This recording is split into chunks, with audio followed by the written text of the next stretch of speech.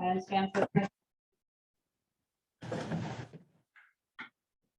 Allegiance to the flag of the United States of America and to the republic for which it stands, one nation, under God, indivisible, with liberty and justice for all.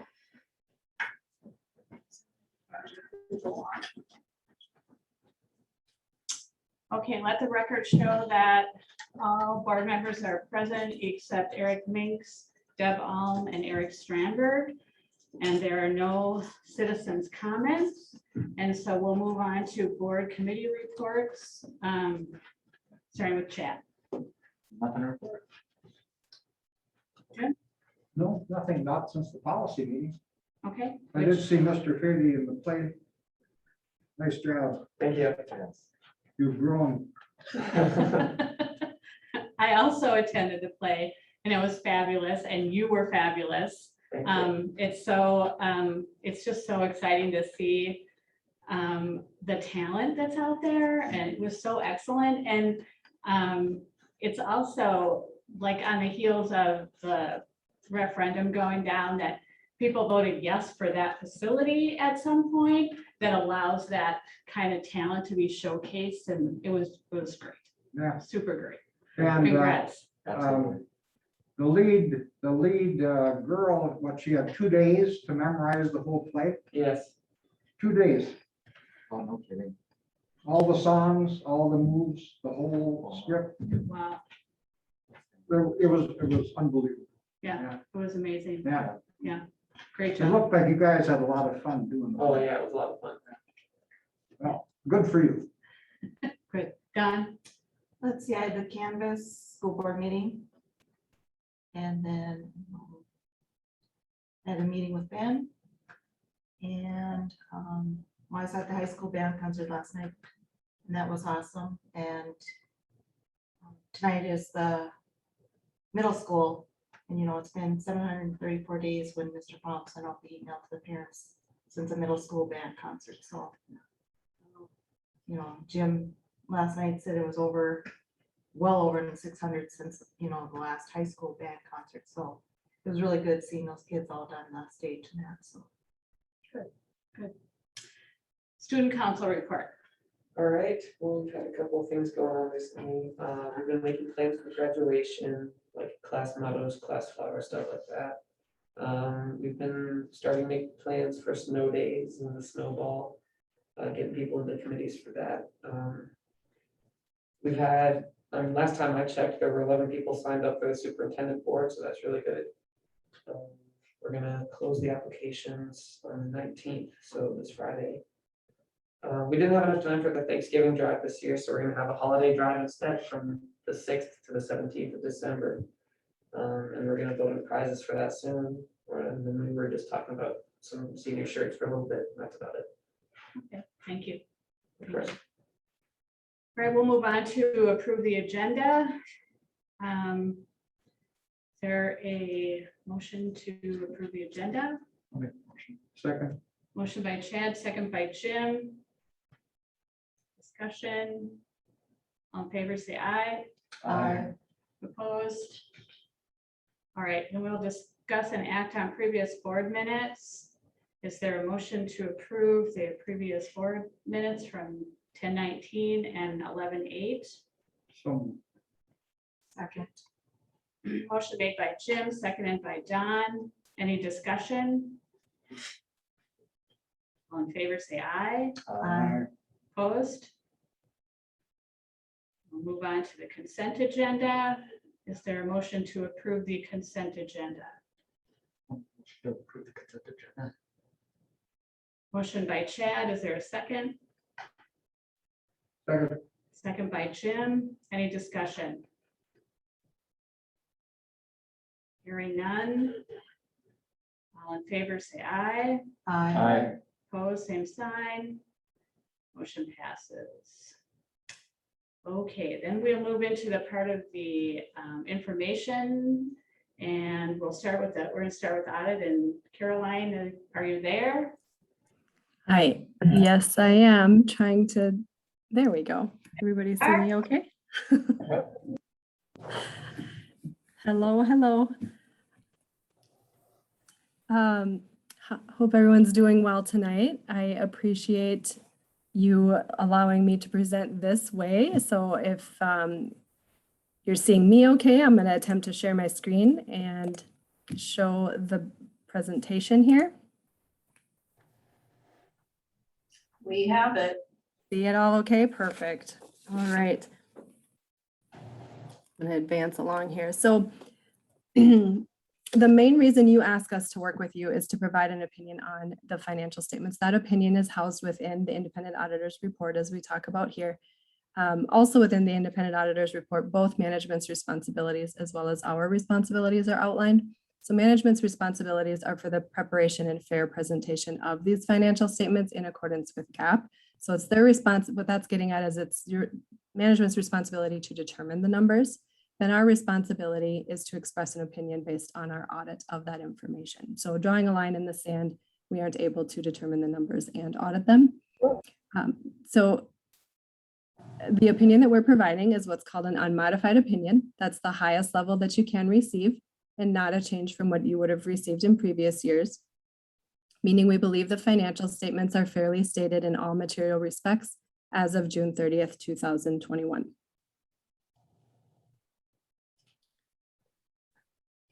In addition, we conducted our audit in accordance with government auditing standards. That requires us to consider internal controls as well as compliance with laws, regulations, contracts, and grants. We did not have any internal control findings or any compliance findings related to that test work. So clean opinion from that standpoint as well. An additional component, because the district received and expended more than $750,000 of federal money during the year, a single audit was required in accordance with the uniform guidance. The programs that we tested this year were the coronavirus relief funds and the education relief funds. So CRF and ESSER funds, I'm sure you're well aware of all of those, that terminology, but those are the programs that we tested this year. There were no findings in relation to any of that additional testing as well. And one final component before we dig into the numbers is we also conducted went through some checklists in accordance with Minnesota legal compliance. The Office of the State Auditor puts together a number of checklists with state statutes that they want us to ask some questions about. There were no findings in relation to any of that, those inquiries or test work as well. So with that, we'll dig into the financial analysis or the summary for the year. With general education aid being the largest funding source for you as a school district in the state of Minnesota, we look at the two main components that go into that calculation. More complex, we know, but those are the two of the main drivers, being the formula allowance and pupil units. So we begin with the formula allowance here, showing where it has been over the last 10 years and what we know currently based on legislature, but focusing on that 2021 line and the 2% increase that was received this year. Then we shift over to pupil units and we begin here with resident ADM. So these are only the students living within your district. And for 2021, resident ADMs did decrease in total by 117. And if by grade level presented here, kindergarten did increase, but the other two grade levels both contributed to the decrease.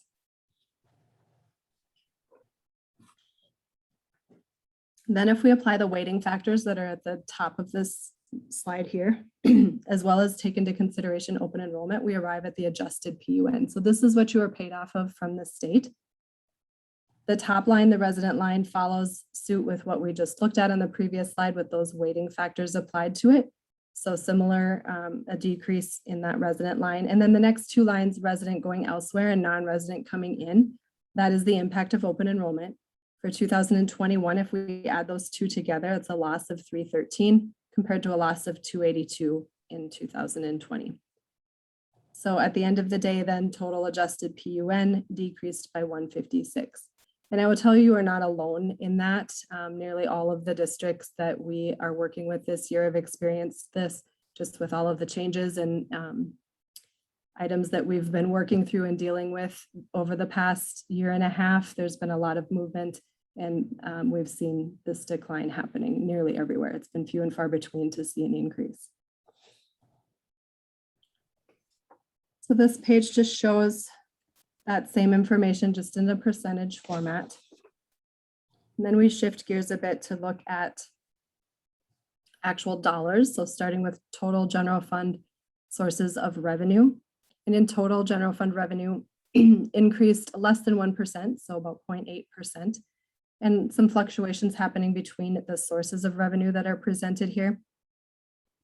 State revenue decreased. A couple of things came into play here. The 2% increase in the formula allowance that we touched on earlier, as well as the decrease in enrollment played into that change. And then property tax revenue increased with an increase in the levy. And the other category is everything else. So local, county, and this is also where your federal dollars are. So the main change that you're seeing here is in relation to the increase in federal funding related to the pandemic.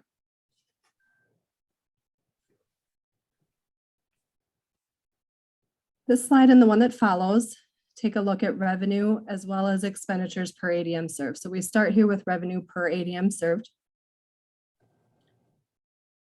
Focusing on 2021 first and seeing an increase there. That really is the result of the slight decrease in revenue that we touched on earlier, but more driven by the ADM served decreasing by 5.1%. So kind of the mechanics of calculating that out. But we include this because it also gives us the ability to compare to state average information.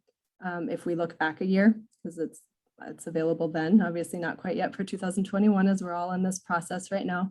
But for 2020, if we compare to the state average, you do see that the district is under the state average in all of the categories. Most notably that property tax line item, you're almost, I would say you're right about half of what the property tax for the state average is.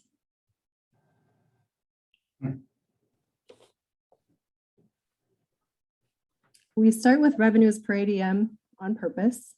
Typically, you're going to be spending within your means. So the dollars that are brought in for the revenue that are driven by various items, the spending typically follows suit, which is what we're seeing here on this slide. So expenditures per ADM served for 2020 also being under state average.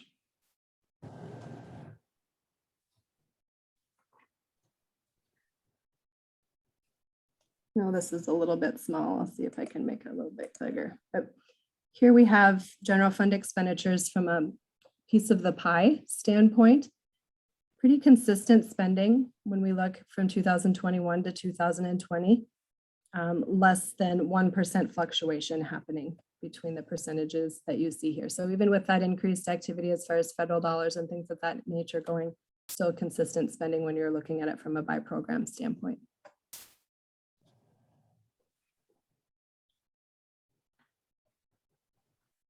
All right, I think I'm gonna make it a little bit smaller.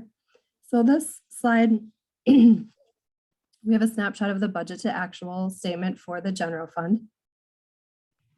The first column is the original budget, called for a decrease in fund balance of 1.9 million. After some adjustments, the final budget's included in the second column, anticipating fund balance decreasing by just over $1 million. Actual results are in the third column, showing fund balance increased 928,000. And the variance column is in this fourth row here, or fourth column, excuse me. If we go all the way back up to total revenues here on and go to that far right column, see that in total revenues were about as close as you can get. That's a 0.01% if we run that calculation. So very close from that standpoint. On the expenditure side of things, under budget here, again, if we apply a percentage to that, that's 4.8%. Some of the items that led to the various programs being under budget have to do with lower or minimal activity in regards to district activity accounts during the year with the COVID restrictions, excuse me, and then lower purchase services for student teachers due to the pandemic as well. Transportation, the special education transportation needs were lower, as well as there was a reduction in a bus route for regular transportation, and then timing of projects also came into play.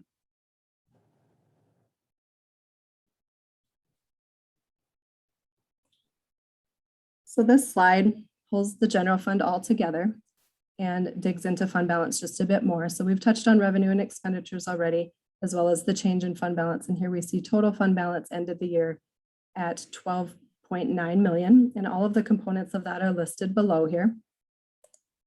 A little bit bigger again, maybe too big. Sorry. So non-spendable, start at the top. This is for items like prepaid or inventory where you've already spent those dollars. So think of it as the money has left the building. You can't use that for future operations. Then there are a handful of restricted, reserved restricted components. These are all of those state mandated restrictions where the money is received from the state and needs to be spent in accordance with how it was received. So those are all also separated. All of those categories together increased by about $1 million. And some of the specific lines that led to that increase are in staff development, operating capital, basic skills, long-term facilities maintenance, and then medical assistance. So some additional restricted dollars set aside for those particular items. There's a committed for benefits as well as some assigned. These are all internally earmarked items that are set aside for specific purposes. And then after that, we are left with the unassigned fund balance, which is what's available for future operations without a tag or an earmark associated with it. That balance decreased for the year by about 137,000. That is also the balance that you look at in relation to your fund balance policy. So your policy indicates that you would strive to have a minimum general fund unassigned fund balance of 10% of the annual budget. If we run the calculation for this year, for 2021, that percentage is 13.9%. So you are in compliance with the policy you've established for yourselves.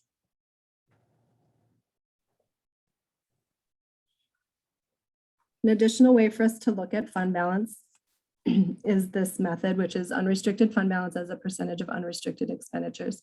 This is also the SOD calculation, and it does allow us to also do a comparison with state average information. So you are the blue bar, all school districts are the green bar. So showing the activity for 2021 with the slight decrease happening for you as a district and getting closer to what that state average is.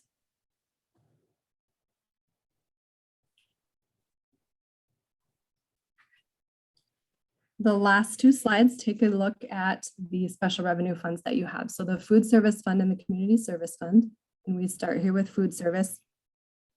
Revenues and expenditures both decreased this year, just with all of the restrictions and things that were happening as far as in the distance learning, hybrid, all of that led into a reduced meal count or reduced meals served.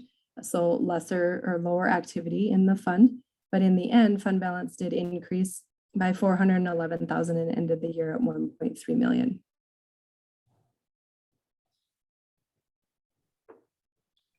Community service fund. Similar story when you're looking at the activity here as far as revenues and expenditures, both decreasing with, again, fewer programs being able to be offered with the pandemic happening. At the end of the day, though, fund balance still increased 87,000 and ended the year at 426,000. All of the components of fund balance are positive, which we see here, which is great to see and is not always the case. So great to see that. So that's what I'd prepared to go over with you. I'd be happy to take any questions. I do appreciate your time tonight, as well as all of the preparation that goes into the audit. We know it's extra work, so, but I'd be happy to take any questions anyone has. Anyone have questions for Caroline? No. Good. Well, they're indicating no, Carolyn. All right. I know you have to get on to another meeting, so we really appreciate the work that you and your team have done this year. It's a little bit different now that we're totally virtual most of the time, but I think it went pretty well. Yeah, I would agree. We appreciate all of your work. It is different not being face to face all the time, but I do appreciate the flexibility and the work is, we're obviously getting to this point and we're doing it well. So appreciate all of the work that goes into it. Thank you. Thank you. Caroline. Thank you. Thank you. Have a good night.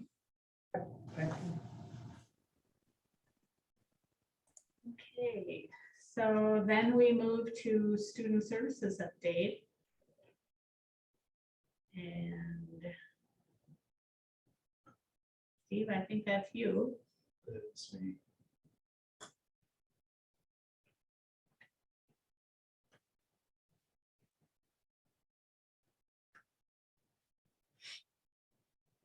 Bear with me.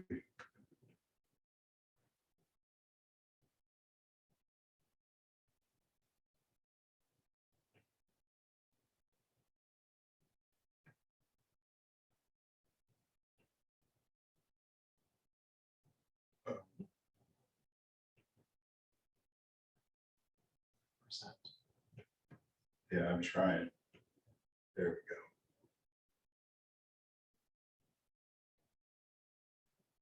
That's the end, so we don't want to see the end.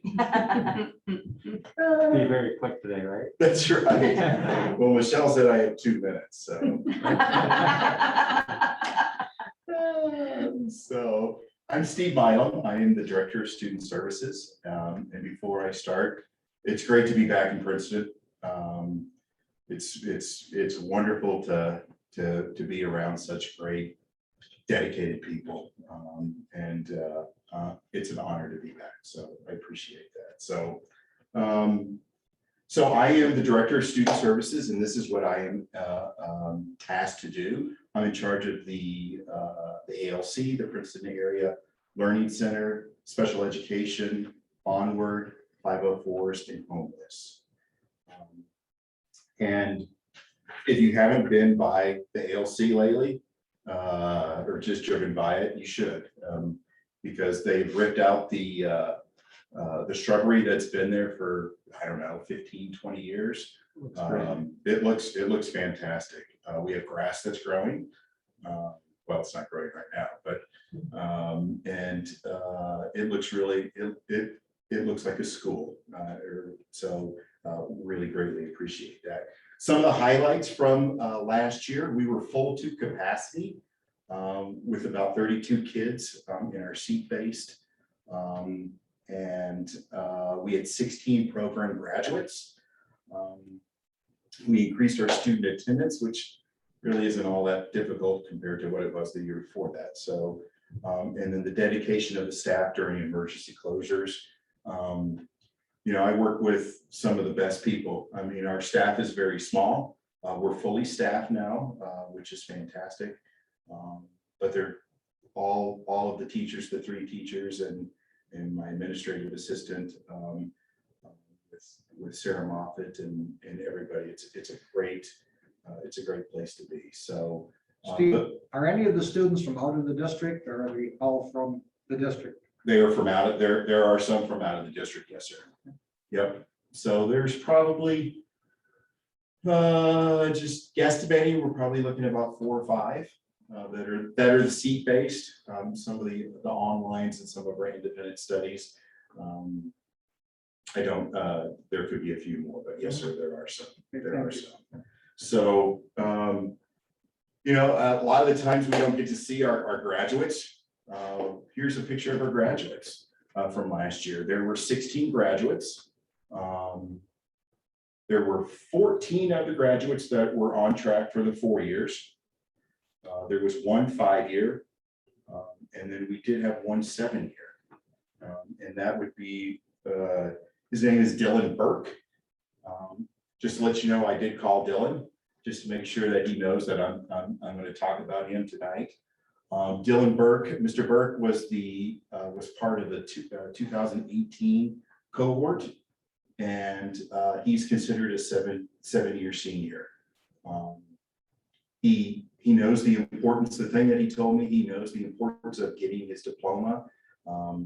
He's currently working as a framer in the area, and he's making $25 an hour. So this is really the purpose of it. Of course, we want to have our kids graduate on time within their 4 years. But if they don't, the ALC, it's a great example of why the ALC exists, so that he can come back when when things changed and he was able to get his diploma. So that's really exciting. So he's got a twin brother too. So some of the highlights that's going on this year, we're serving students under every single learning model that we have. We have the seat-based, we have online, we have independent study, or we have a combination of all three of those. Continued support to the student pantry, which the student pantry is out of the ALC, and there's tremendous support around the community. We have churches, we have businesses. I just had a business call me today that wants to have their donations that are set up, their Christmas donations that will be donated to the Princeton pantry. So it's fantastic community support. Increased community connections with community supports, with Lutheran Social Services, Lighthouse. I believe that one of my main jobs, of course, is to get the kids to graduate, educated and graduated, but it's also being able to give the families and the kids the resources that they need in order to be successful. And that's what the community supports do. Our continued relationship with Open Doors for Youth in Transition.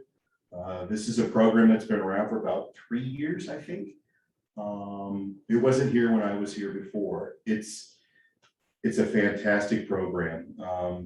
They serve students in transition that are 16 to 24 years of age.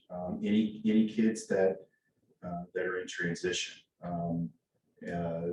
they're able to help them. I'll talk about them in just a little bit more too. And then our continued relationship with the Minnesota Department of Employment and Economic Development, along with MDE. This is that pilot program that started about 2 years ago with special education because of our graduation rates, and I'll talk about that here just a little bit too. So these are some of the things, the highlights that are going on at the ALC. And like I said, if you're ever in the area, swing on by. We've got a great group of teachers. We've got a great group of kids that are there right now. As a matter of fact, here are, we're basically a tier 2. When you're talking MTSS, multi-tier system of supports, we're already a tier 2. So a lot of these kids here that you see, they have anxiety. I mean, there's a reason that they're at the ALC. And this is a skit day in Jenny Damon's room. She's our new science teacher, and she got these kids up, and they're doing skits, talking about the different scientists that have impacted the things they're talking about, cell stuff. I don't know what they're talking about, but they're talking about they were doing research about the different scientists. So they had to come up with skits, and that's what these kids did. And to see these kids being able to get up in front of their peers, it's a lot of fun. So those are our kids at the ALC. For special education, over the last several years, we've really been focusing on working and aligning the curriculum across the district. We all know that aligning the curriculum will increase student learning, and that's what we've been focusing on. Focusing on higher level practices. Special education coordinator, which it's great to have Lauren Johnson. She was an EBD teacher at the middle school. She decided to take the position through the Rum River Co-op. She's working with MTSS team in special education in order to align the curriculum. We've revised our PLC times to increase the collaborative work across the district. This started in October of 2019, and the collaboration, this little thing called COVID came into effect, and so we are now getting back to that with our alignment of the PLC. So we're starting the collaboration will focus on student learning across categorical disabilities, starting to get course descriptions put into place and to put into Atlas. So our graduation rate increased. In 2019, it was 53.1% for SPED. In 2020, it increased to 73%. And that's about 30 students. So we are still under the continuous improvement plan for graduation rates for SPED. It should have been done because of the fact it's a 3-year rotation, and because of the fact of COVID, they continued it we're the lucky ones, we get to continue for a 4th year. So it should be done at the end of this year, and so the continuous improvement plan should be done. You know, the great thing is that it really got us into this pilot with DEED and with MDE. Oops.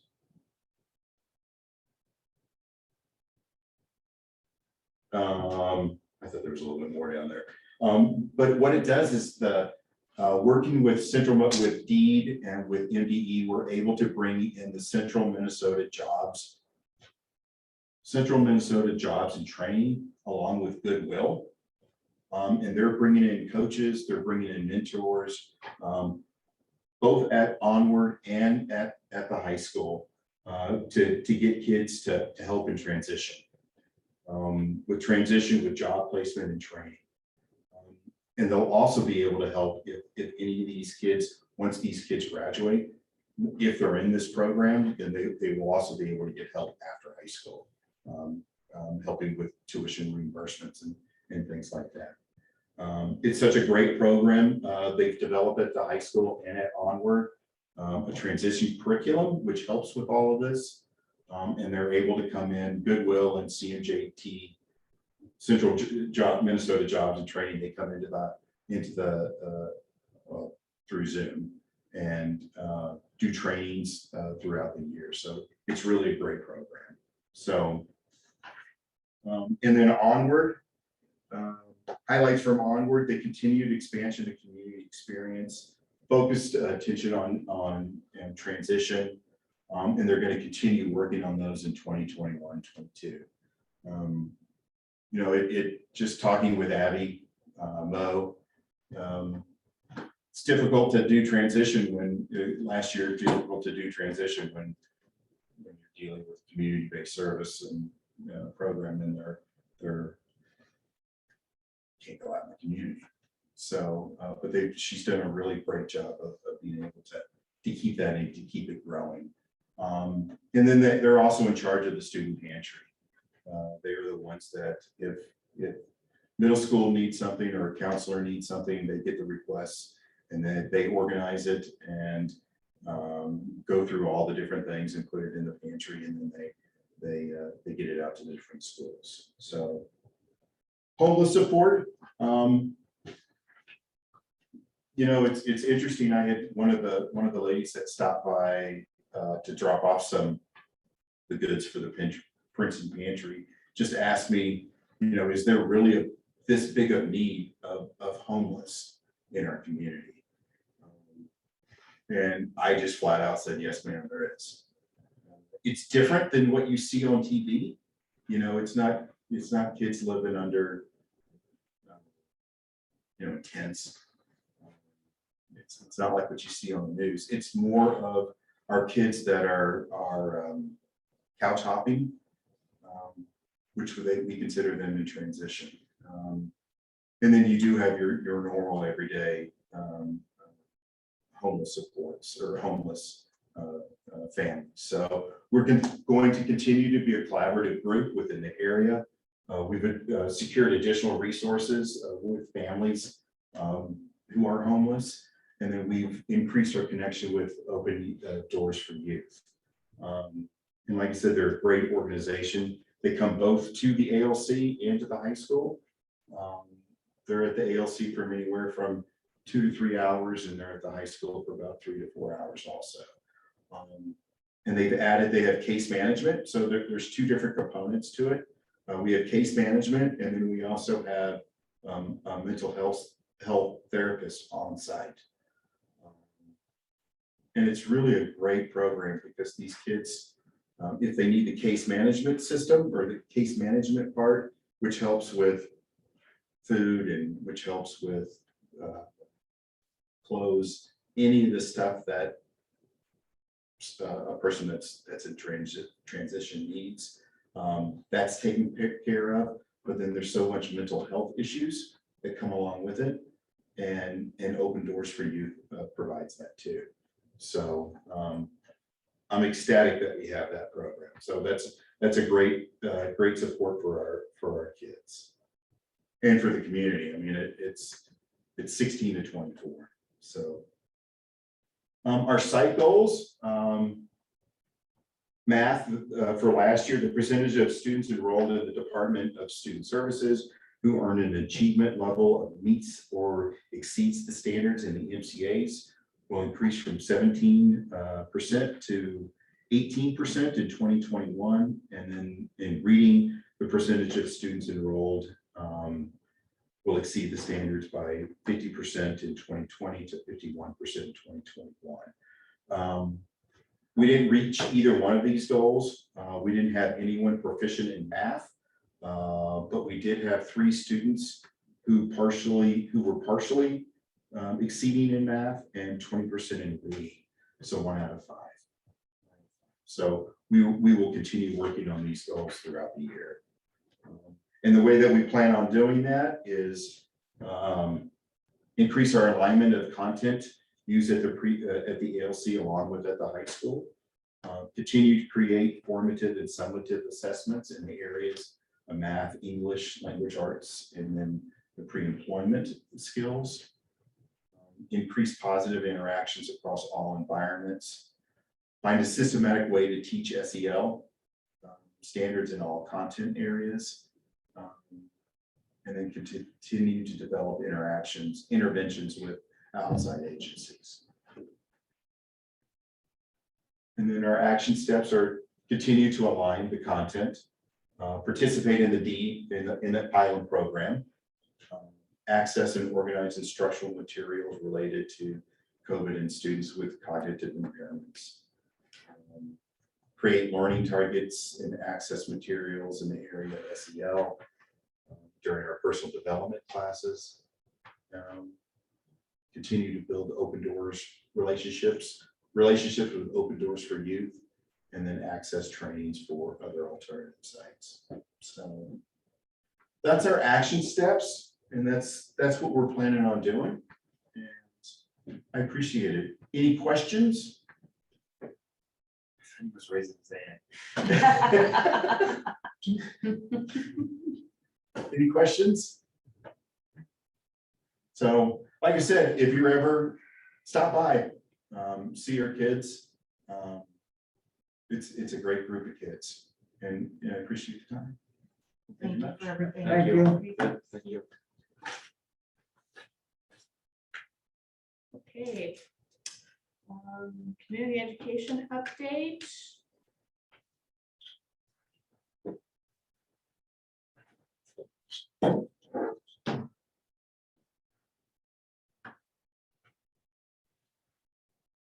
Yeah, I'm gonna stop sharing right there. There we go.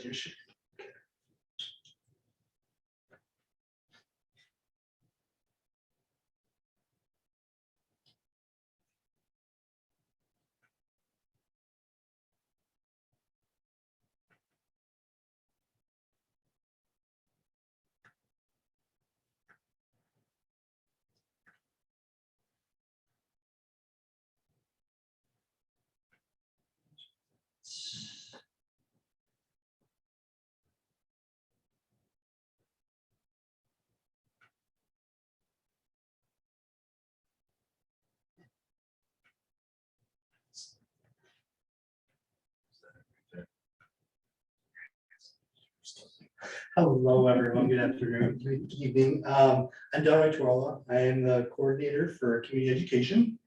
I was hired in December of 2020, so coming up on my year mark here with Princeton Schools.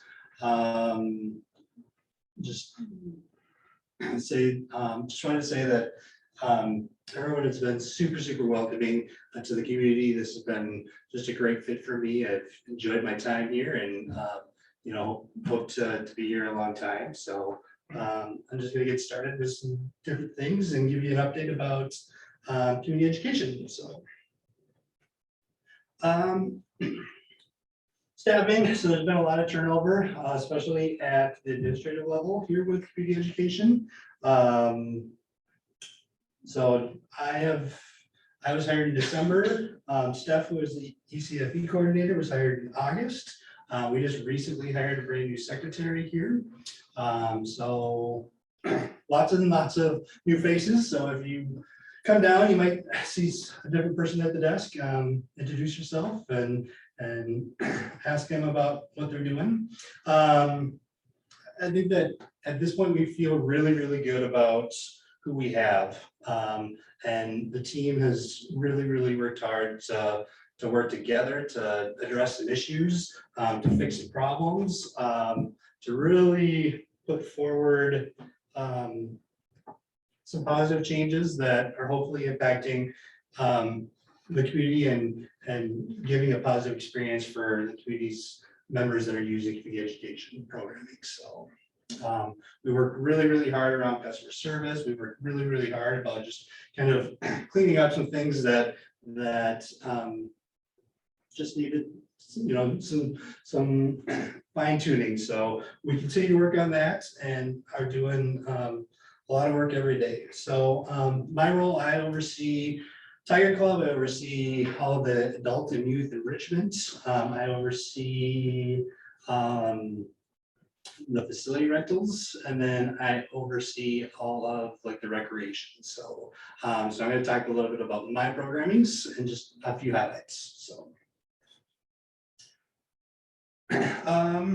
enrichment, we run 3 different sessions. We run a fall session, which we are currently in. We run a winter, spring, and then we run a summer. So I have some highlights around just our summer, because that was the last session that we went through. So just kind of format.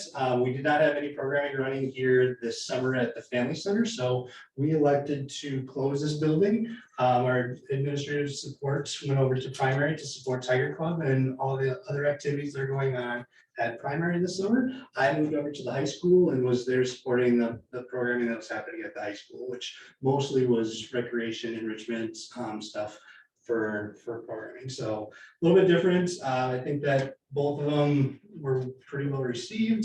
It was great for me to meet a lot of the community members. I was out at the front meeting and greeting and directing people and kind of doing a lot of just introduce myself to the community. So that was a really, really good fit for that. Summer numbers. So we had 1,721 total enrollments this summer, which is awesome. We offered 196 classes, and of those classes, 161 ran with at least minimum enrollments. So that's awesome. We had a lot of things going on this summer. So other changes just to enrichment that we've been kind of working through. So last year, right before I started, Cody had worked with the business manager and the business office to kind of restructure how we're paying our instructors. Mainly this was with internal staff teaching classes for us. There was lots and lots of inequity that was happening.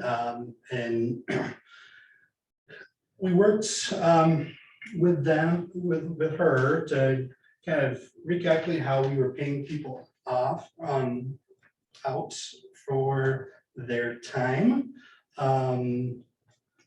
Right now, current staff are paid, sorry, give me 1 sec, let me find.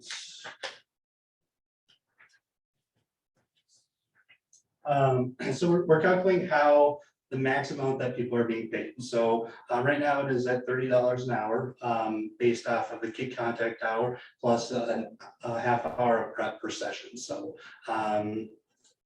and then we have to at least make minimum wage based off of that same calculation. So so it did impact a few people, but most of what was going on fell within that range. So Other just changes to youth enrichment and adult enrichment.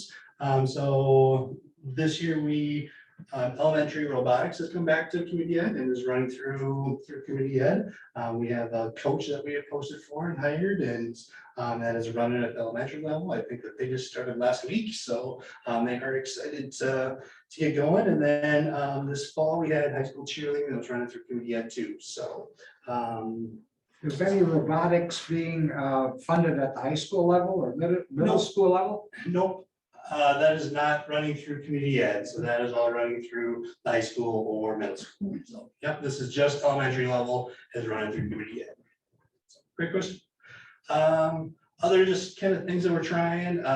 So this year we're trying to do more specific community ed coaches. So like the robotics person is hired on as a coach. We also did like a youth coordinator for youth football. So we hired that out and they ran all of our youth football programming. So just a little bit different approach. I think that the person that was in my position previous to me did some of that, but just time wise, I think it makes way more sense to do it this way. So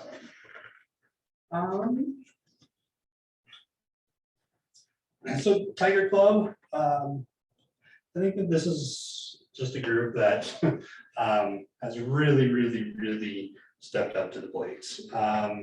The last 18 to 20 months have been trying, and all of you guys know, these guys have just been rock stars. Starting from emergency care, they had 2 days to switch gears and to open up emergency care for tier 1, changing between models to offer care. So running program when you ever changing COVID guidelines and just constant challenges. This team really has stepped up to the plate and is doing an amazing job every single day, and deserves a huge pat on the back. So they really have gone above and beyond, positive attitude, just what can we do, how can we help, and all of that. So so again, just rock stars. So just in general Tiger Club summer. So we capped at 145. We averaged about 80 to 90 kids a day. So it was busy. We did stick to 25 for just contact tracing and COVID protocol. So all the pods stuck together and did their own thing. We did mostly just walking field trips. So we did a lot, like we went and explored parks, went to the Civic Center park a lot. We kind of walked down to Riverside, kind of all the different parks, kind of did all of that. They did take one trip to the county fair on Youth Day. Otherwise, this was a really different summer for us where we did not hop on buses and take field trips and kind of go explore outside of Princeton. But staff really stepped up and kind of kept kids engaged and had a lot of fun, and just I heard a lot of really positive things about the Tiger Club experience from the summer. So during the fall here, so we have 2 sites with Tiger Club. We run preschool childcare here at the Family Center. Right now we have 30 enrolled. We have a wait list of about 7 kids. Daily average, we have about 15 to 18 kids a day. Over at primary, we have 150 kids signed up. We have a waiting list of about 30. Average in the morning, we're at about 25 to 30 kids in the morning. And then after school, we're at about 85 to 95. So it's a lot busier after school. And that's just a time frame where they get out earlier and they need more care. So other things that just are happening in Tiger Club. So I spent a lot of my time implementing a new staff handbook. Lots of different policies revised and whatnot. I worked a little bit with Jason, and a little bit with Gwen to kind of make sure that we were crossing all our T's and dotting all our I's around policies and procedures. A lot of this helped us out with our next bullet point. So in September, we had a successful DHS certified childcare center visit. So someone from DHS came out to our sites and did a tour of our facilities, went through a bunch of paperwork and just different guidelines and different things that we need to meet, and all that. There were a few minor things that popped up, but we corrected them within the first couple days, and we were all good. She had tons and tons of positive things to say about what we were doing and kind of the experience that she saw. So big kudos to the team as well on that. So DHS background studies, this is kind of a big change with the COVID restrictions. Last year, we were able to go through, like, I believe that they have a COVID exempt status, but that has now gone away. So the new guidelines around staff working with children in certified childcare centers is that they do need a federal fingerprint background check. So all of our new staff have gone through this, and when we've hired since August has gone through this process, we're working on getting everyone else through this process. We have until the end of June, so the state is still kind of working through what that looks like for us, but it is requiring staff to go to one of the different locations and go through that process out there rather than coming through here. So a lot of our old veteran staff are grandfathered in through, again, the end of June, and then we're gonna have to kind of make some different changes. So last big thing for us is we have been applying and we're awarded child care stabilization grant money.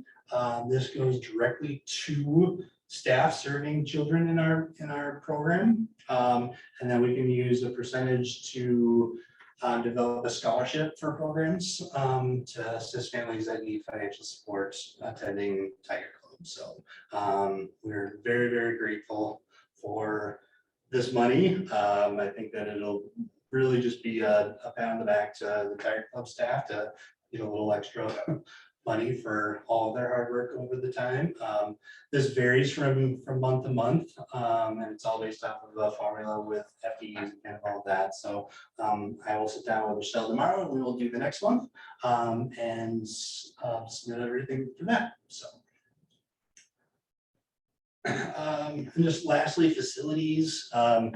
I would say the COVID restrictions had a huge impact on who was renting our buildings and who was using our buildings. You know, and I think that just makes sense. So now that fall has come and guidelines have eased a little bit, we are seeing quite a few of our renters that have used this in the past come back to us. So I would say that we're pretty close to where we were in 2019 based off of what our system says. So again, the majority of our rentals continue to be most of our youth athletic programs, rented out fields or gym space or different area, you know, like the high school for a parent night or a registration night or anything of that. So that's the primary. I would say that that's the majority of the rentals that we get. There's not a whole lot outside of that's coming in. There's events here and there and whatnot, but I'm working with those associations the most. So just wanted to say thank you to the board for your support to community education. I know that it has been you guys have been super supportive of everything that we're doing, and we appreciate that. It's been great to have Dawn on our advisory council, so we appreciate her input and whatnot, and just wanted to say thank you guys. So does anyone have any questions? Awesome, thank you guys. Thank you for everything. So it's so good to look at your sign up bulletins, and they're always well done, and I think community ed puts themselves out there so positively. Yeah. Thank so you. Thank you for the hard work that you do in that department as well. Yeah. Yeah.